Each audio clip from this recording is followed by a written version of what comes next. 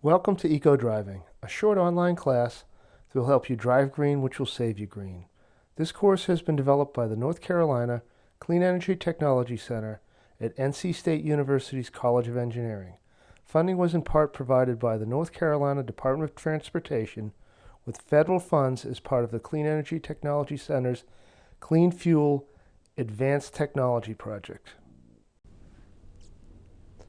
Over the next 30 minutes or so, we're going to cover the fundamentals of eco-driving, including what eco-driving is, why do it, and the practices and procedures of eco-driving. For those of you who want a certificate of completion, there's a 10-question post-class test and a separate tab that you may have noticed before you launch the class. A minimum score of 8 correct is required to receive a certificate. The test can be taken as many times as necessary to achieve a passing score. So what is eco-driving? One general definition is that eco-driving is smarter, more fuel-efficient driving through modified driving habits and vehicle treatment, use, and selection. The fundamentals of eco-driving are easy and straightforward. However, consistently practicing eco-driving and achieving results requires that it becomes a habit by making it a mindset and a priority. Just like getting better at a sport or activity or getting in a better shape, most of us know what it takes. But we need to have the discipline and consistently apply the practices to the point where they become habits. It is typical for an eco-driver to achieve a 5 to 33% improvement in fuel economy. Why is that important? At the macro level, there is energy security in the U.S. economy. The U.S. appetite for oil relies on foreign sources for approximately 40% of our needs.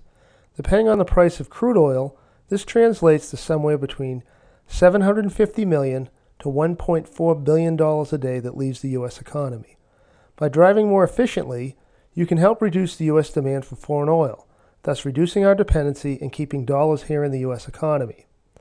Using statistics from the U.S. DOT and the Energy Information Administration, if all on-road vehicles increased their average fuel economy by just 1 mile per gallon, that would save more than 10 billion gallons of fuel per year. From the micro perspective, you and/or your organization can save money by reducing your fuel bill. In addition, the practices of eco-driving have shown increased driving safety. On both the micro and macro level, eco-driving and its reduced fuel consumption results in reduced emissions that have both health and environmental benefits. There are 24 counties in North Carolina that are classified non-attainment or maintenance areas for national air quality standards. Studies have linked health risks and complications to transportation-related emissions. These effects include the worsening of existing heart and lung conditions, such as asthma, and increased incidence of heart attacks, some of which result in premature death.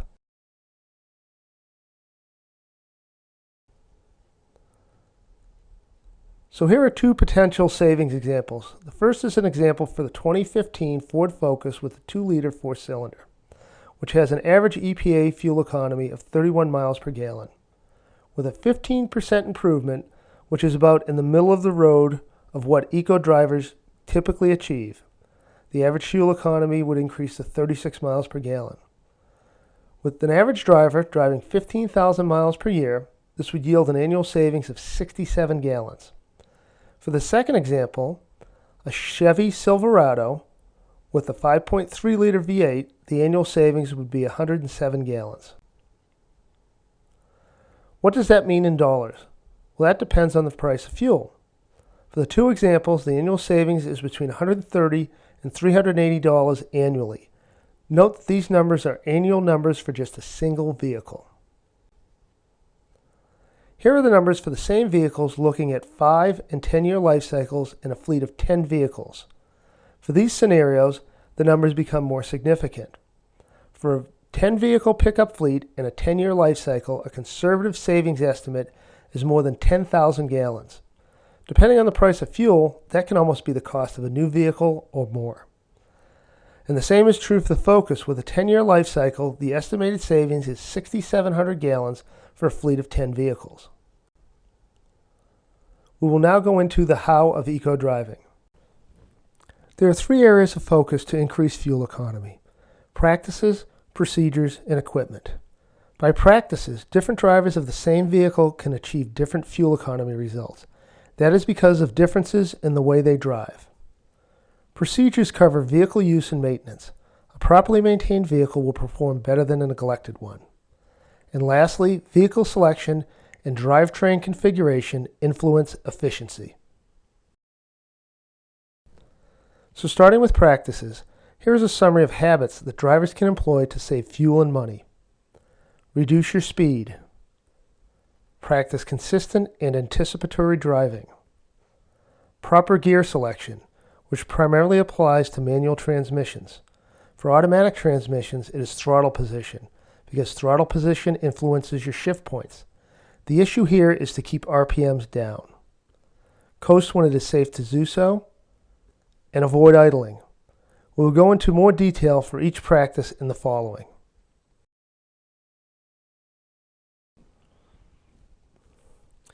Most of us know that as speed increases, fuel economy decreases.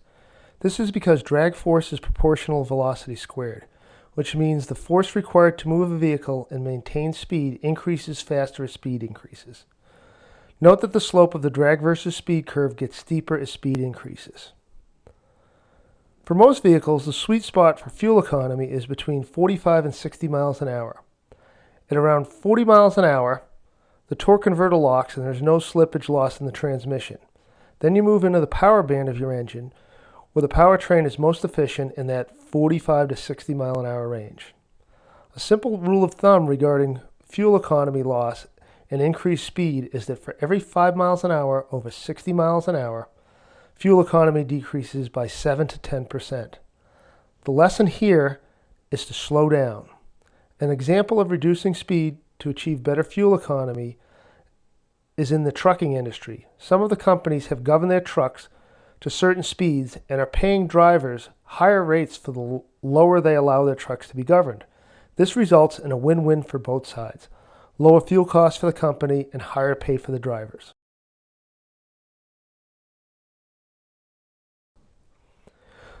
Looking at two newer fuel-efficient offerings, the Ford Fusion EcoBoost and the Dodge Ram High Fuel Economy Pickup. Here is what traveling faster costs you.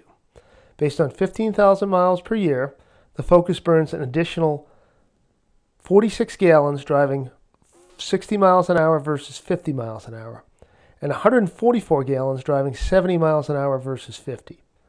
As expected, the numbers are higher for the Ram. Again, the cost in dollars depends on the cost of fuel. Even though these are both high fuel efficiency vehicles, the cost is still approximately $300 to $600 a year for the higher speed of 70 miles an hour versus 50. With a vehicle that has a lower average fuel economy, the numbers will be even higher. Here are on-road results using a scan gauge tool for a GMC Envoy with a 4.2 liter inline 6.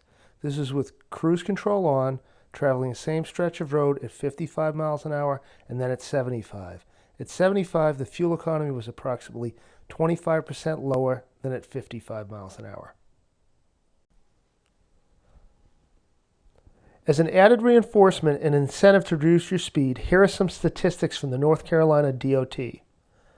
Over the 5-year period from 2009 to 2013, on average, there have been more than 400 deaths a year on North Carolina roads attributed to speed. In 49% of fatal accidents, the speed was more than 10 miles above the posted limit. Also during the same period, speeding was a contributing factor in between 30 and 40% of all motor vehicle accidents each year. And as a last note, stopping distance increases by 18% when traveling at 65 miles an hour versus 55, thus giving you less time and margin for error if a hazard arises. The next speed-related driver practice involves anticipatory driving and driving consistency. When driving, you want to try to achieve smooth, steady driving, which is more fuel efficient than driving at speeds with extreme variations that might have the same average. When traveling on a highway that does not have steep grades, cruise control can help.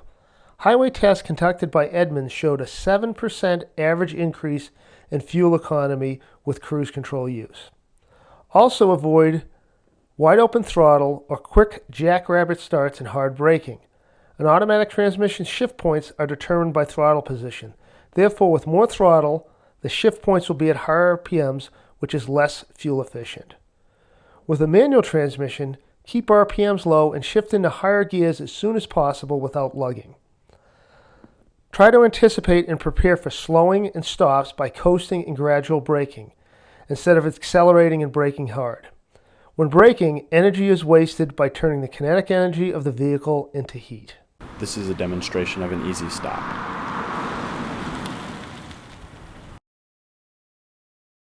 This is a demonstration of a hard stop.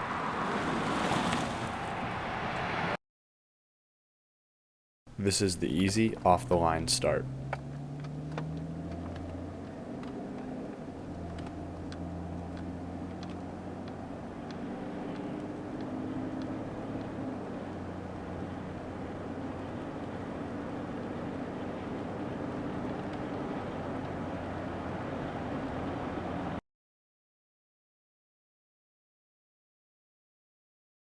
This is an aggressive, off-the-line start.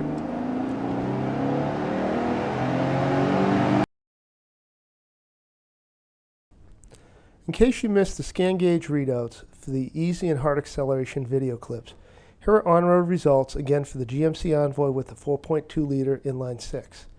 This time for easy, moderate, and aggressive acceleration off the line to approximately 45 miles an hour. With increased throttle position or more aggressive starting off the line, RPMs are higher and fuel economy is lower. Continue with anticipatory and consistent driving. Keep a safe distance between you and the traffic in front of you, always paying attention to what is coming ahead. You want to give yourself options and be able to act instead of react. Reacting typically means just slamming on the brakes. In highway situations, if the traffic ahead slows, with adequate room, you can coast and maybe not have to hit the brakes or have the room and time to go around the congestion. You also want to look ahead to anticipate traffic signals, intersections, and stops to avoid hard braking or aggressive maneuvers. When on surface roads, select your lane to maintain flow. With two lanes traveling in the same direction, typically there will be vehicles in the right lane that are turning right. If you are following, it will likely require almost coming to a complete stop and then accelerating to catch back up to the flow of traffic. If there's not a turn lane to the left, the same can occur in the left lane. Also, when on the highway, move over to the left to not have to slow because of traffic entering from on-ramps. In some areas, traffic lights are timed. Try to travel at a speed where you do not have to stop. It takes significantly more energy to start from a complete stop than to accelerate if you're already moving, a consequence of Newton's first law of inertia. In areas that you commonly travel, you should be able to determine and take advantage of the timing of traffic signals. Remember, at all times, take safety into account. To reiterate, avoid aggressive driving and tailgating. It saves on fuel, is safer, and reduces stress. This is an example of following too close.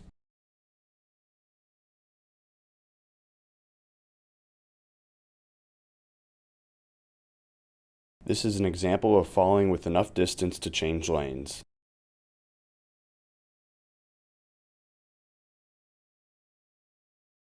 This is an example of traveling in the free flow lane.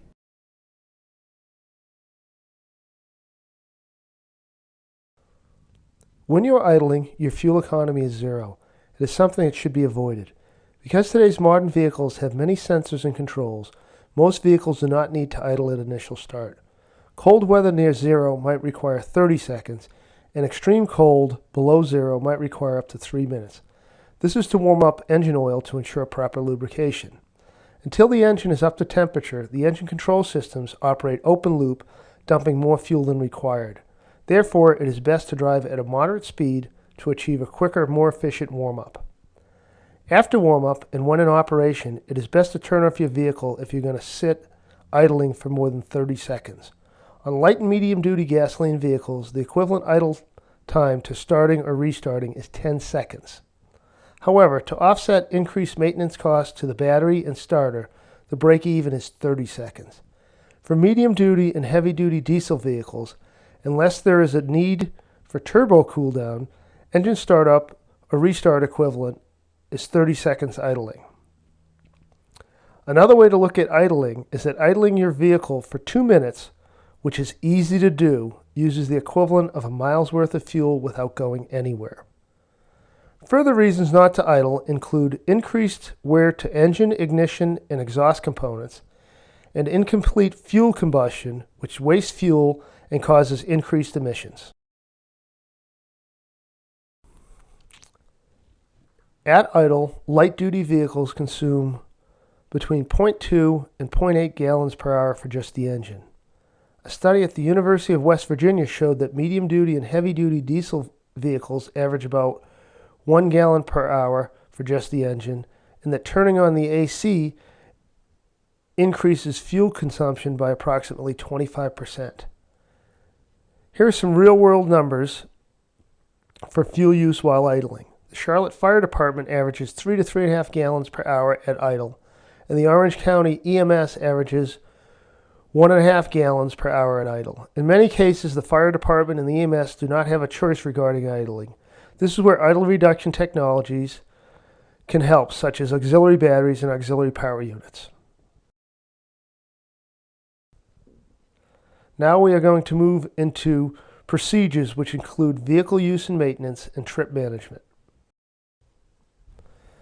Topics covered under Ecodriving procedures include vehicle operation, vehicle maintenance, and managing trips so that fuel economy is maximized.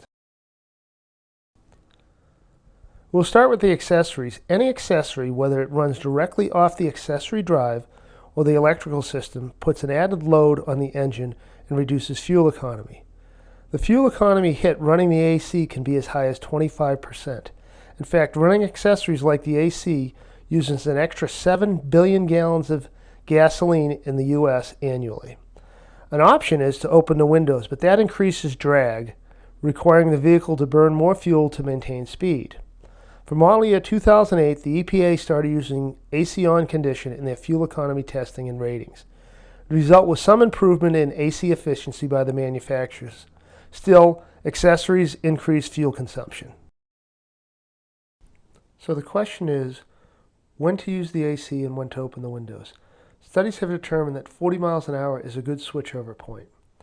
If you're going slower than 40 miles an hour, you're better off with the windows down if you can stand it. If you're going faster than 40 miles an hour, you burn less fuel with the windows up and the AC on.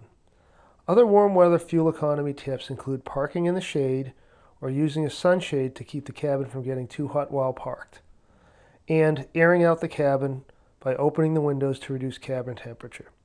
In both cases, a lower starting temperature requires less energy to bring the cabin to a comfortable temperature. Also, not using the AC until you are driving helps because at higher speeds the AC compressor is turning faster, is more efficient, and has a lesser effect on fuel economy. Beyond accessory, here is a list of other eco-driving procedures that can have an impact on fuel economy. Most are related to vehicle maintenance. We'll go through them in greater detail in the following slides.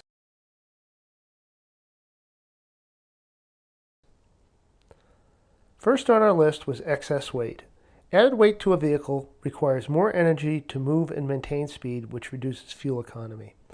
An extra 100 pounds in a light-duty vehicle can reduce fuel efficiency by up to 2%. So if you don't need it, don't carry it. Some organizations have addressed this issue with a transition to more portable, ergonomic field gear and setting aside garage storage space so gear for every situation doesn't have to be left in the vehicle. Another option is to have a smaller assessment vehicle that is sent out to evaluate a job that is equipped to handle most situations. The OEMs have continually looked at weight reduction to meet increasing fuel economy requirements. Weight reduction has been part of the motivation for donut spare tires and elimination of a spare tire on some vehicles. The 2015 Ford F-150 is another good example of weight and impact on fuel economy. The weight was reduced by 700 pounds, which contributed to a 20% increase in fuel economy. At highway speeds, 60% of the energy is used to overcome drag, and for the most part, Vehicles are more designed for styling and function than aerodynamics. For better aerodynamics and fuel economy, vehicles need to have the smallest projected area and the smoothest entry into the airflow. So anything outside the projected area of the vehicle or anything that catches or disturbs the airflow at the front of the vehicle increases drag. Some things that can help are lowering the vehicle, adding body pans, which makes for a smooth surface so air doesn't mix and catch under the vehicle, increasing drag. Side fairings or skirts, seen in many long-haul trailers, pictured on bottom right, are to keep more air flowing smoothly past the trailer and not getting caught under the trailer and creating drag. Diffuse spoilers and rear fairings, pictured at top and bottom on the right, are to reduce vortex shedding size. Vortex shedding creates a reduction in pressure behind the vehicle, actually pulling it back as it drives down the road. For those with pickups, tailgate up is better than tailgate down. An aftermarket net is worse than no tailgate at all.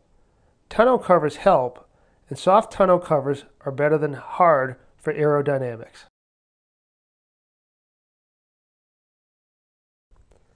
Tire pressure is another vehicle maintenance point to pay attention to. Low tire pressure not only wastes fuel, up to 1.2 billion gallons per year, but it also increases the chance of tire failure and related vehicle accidents. The National Highway Traffic Safety Administration estimates that up to 25% of cars and 33% of trucks on the road at any given point have underinflated tires. There was a lot of analysis and testing done to determine your vehicle's recommended tire pressures. Please be sure to follow recommended tire pressures and do not overinflate your tires. Popular Mechanics conducted their own test for tire overinflation and saw no measurable increase in fuel economy. There are conditions where overinflation might see increased fuel economy, but the long-term benefit in mixed city and highway driving with real-world road conditions and maneuvers is hard to measure. Furthermore, the increased cost due to premature tire wear and increased danger due to potential tire failure and loss of ride and handling performance makes overinflation not a consideration. Tire pressures should be checked on a monthly basis before long trips and with seasonal temperature changes. Many of the new vehicles have tire pressure monitoring systems with warning lights. Please check your air pressure and properly inflate your tires when you get that telltale. There is a recommended tire pressure tag on all vehicles. They can be on a driver's door edge, the B-pillar, or the fuel door. Check your specific vehicle to see where yours is located. Over time, your engine oil breaks down and gets dirty, losing its lubricity. When this happens, there is more friction between the internal moving parts of your engine, which results in increased wear and reduced fuel economy. This effect is more pronounced with older high-mileage engines, which would benefit from more frequent oil changes. Follow your manufacturer's recommended oil change schedule based on vehicle usage conditions. If your vehicle has an oil life monitoring system, pay attention to it and be sure to reset it after an oil change. Also, use the correct oil weight recommended for your engine.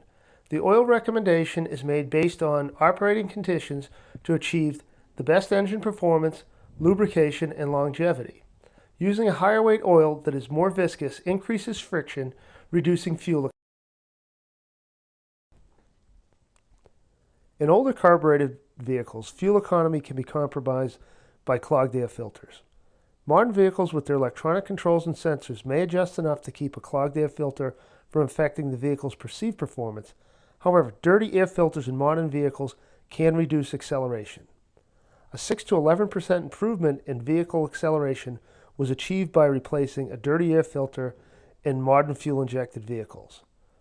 With dirty clogged air filters, there is also a greater chance of a mass airflow sensor failure, which will negatively impact fuel economy as well as perceived performance.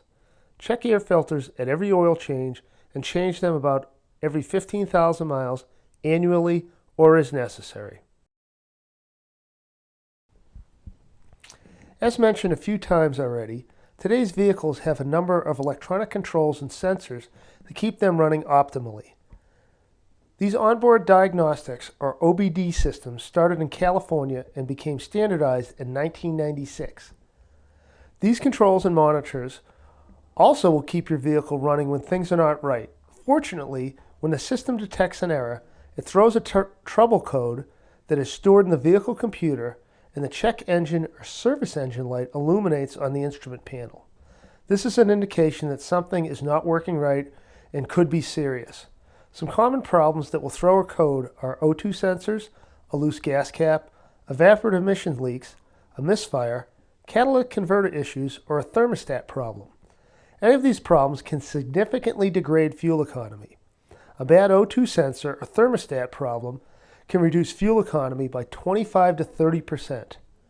So don't ignore the check engine telltale. Diligence with your preventative maintenance, or PM, will keep vehicles running better and longer. Be familiar with the manufacturer recommended PM schedule for your vehicle.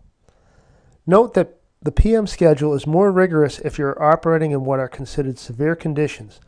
Severe conditions include short trips, long idling, extreme hot or cold, off-road and dusty conditions, heavy loads, mountainous traveling or towing. We have already covered oil and air filter changes. Other relatively minor maintenance items that can impact fuel efficiency include worn or unbalanced tires and wheels out of alignment. Both generate forces that are not in the direction of travel, thus reducing fuel efficiency. Imagine trying to run a 100-meter sprint with someone beside you pushing on your shoulder. You're not going to run your fastest or most efficient under such conditions.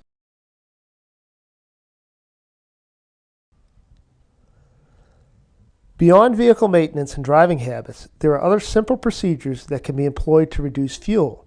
By trip management, we really mean reducing vehicle miles traveled.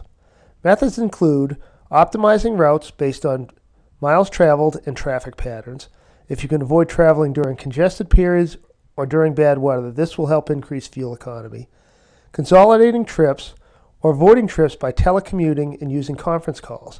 When combining trips, do the longest leg first so the engine is warmed up. As discussed with idling, your vehicle is more efficient once it reaches operating temperature. Many short trips may not achieve this.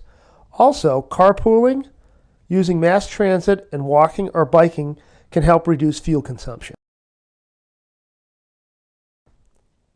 Here's a summary of road and weather conditions that negatively impact fuel efficiency. We have touched on a couple such as speed and traffic conditions.